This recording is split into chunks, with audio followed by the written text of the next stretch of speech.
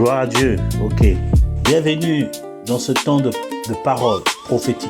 Nous allons donner la pensée prophétique pour la saison dans laquelle nous sommes arrivés. Et la pensée prophétique que nous avons reçue de Pierre Bourbon pour cette saison est Capernaum. Capernaum est une atmosphère. Capernaum, étymologiquement parlant, veut dire la cité des anges. Alors nous allons nous appuyer sur certains textes de la Bible. Dans Marc chapitre 2 verset 1, à partir du verset 1, il est écrit ceci: quelques jours après, Jésus revint à Capernaum et on lui dit qu'il était dans la maison. Et aussitôt, tant de gens s'y assemblèrent que l'espace qui était devant la porte ne les pouvait contenir. Et il leur annonçait la parole de Dieu. Alors il vint à lui des gens qui lui présentèrent un paralytique porté par 4 hommes, mais ne pouvaient approcher de lui à cause de la foule. Il découvrit le toit de la maison où il était, et l'ayant percé, ils descendirent le lit où le paralytique était couché. Alors Jésus, voyant leur foi, dit au paralytique: mon fils, tes péchés te sont pardonnés. Alléluia. Ici, c'est un texte particulier où on dit effectivement Jésus revint à Capernaum. Pourquoi on dit Jésus revint à Capernaum? Parce qu'il s'était déplacé pour une mission certainement, pour un besoin quelconque. Mais il revint à Capernaum. Savez-vous, vous le savez bien que Jésus a grandi à Nazareth. Il est né à Nazareth, il a grandi à Nazareth. Amen. Mais la Bible nous dit clairement qu'un épisode de sa vie, qu'il a été méprisé dans sa cité, Nazareth. Et la Bible dit qu'il n'a pas pu faire quelques guérisons. Il n'a pas pu faire des miracles, mais quelques guérisons à Nazareth. C'était à cause de l'atmosphère. On dit toujours qu'on n'est pas prophète chez soi. Il a été méprisé. L'onction qui est sur sa vie a été méprisée, négligée, parce qu'on le connaissait en tant qu'individu. C'est la raison pour laquelle Jésus a déménagé. Il s'est installé à Capernaum, la cité des anges.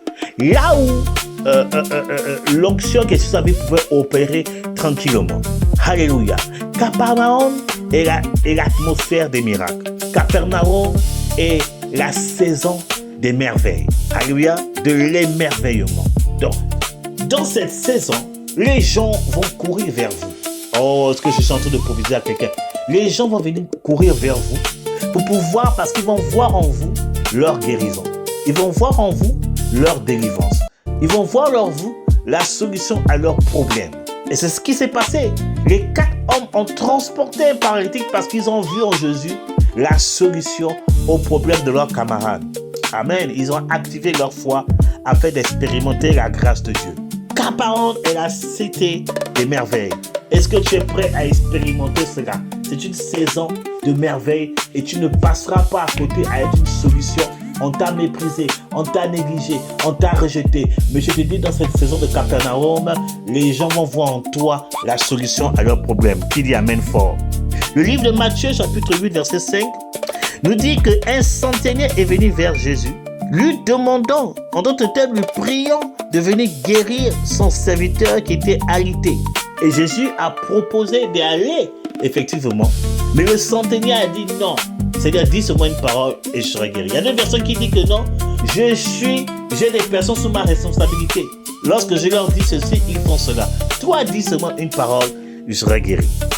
Capernaum est l'atmosphère aussi de conversion. Centenier, c'était païen. Savez-vous que les chrétiens aujourd'hui, quand on utilise l'expression de païen, nous sous-entendons toujours sur des personnes qui ne sont pas en Christ.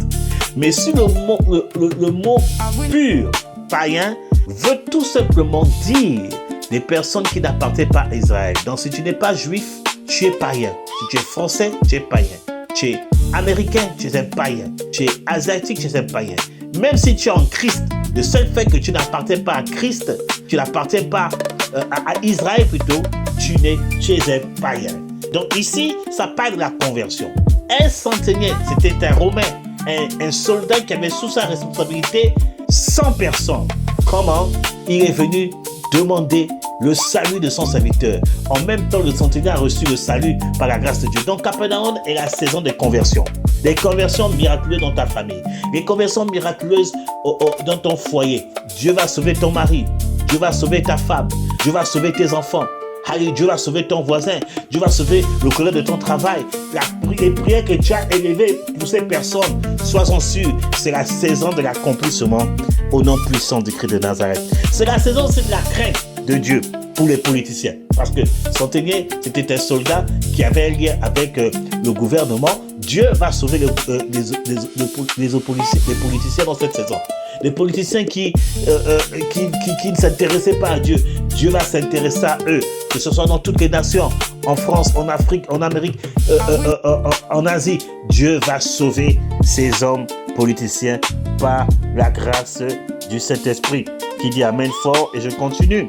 Capernaum, c'est aussi, selon Matthieu chapitre 17, versets 25 à 26, Jésus était dans une situation où il fallait payer un impôt. Il a envoyé Pierre sur orientation prophétique pour dire va pêcher le poisson et tu vas trouver un certain montant et tu vas payer l'impôt. Capernaum, c'est la saison aussi de miracles financiers. Oh, est-ce que je parle? Je ne sais pas dans quelle dette tu es, dans quelle situation financière tu te trouves. Sache que dans cette saison de Capernaum, le Seigneur te visitera certainement. Reçois ta grâce, reçois ta percée financière, reçois le salut de ton entourage, des membres de ta famille.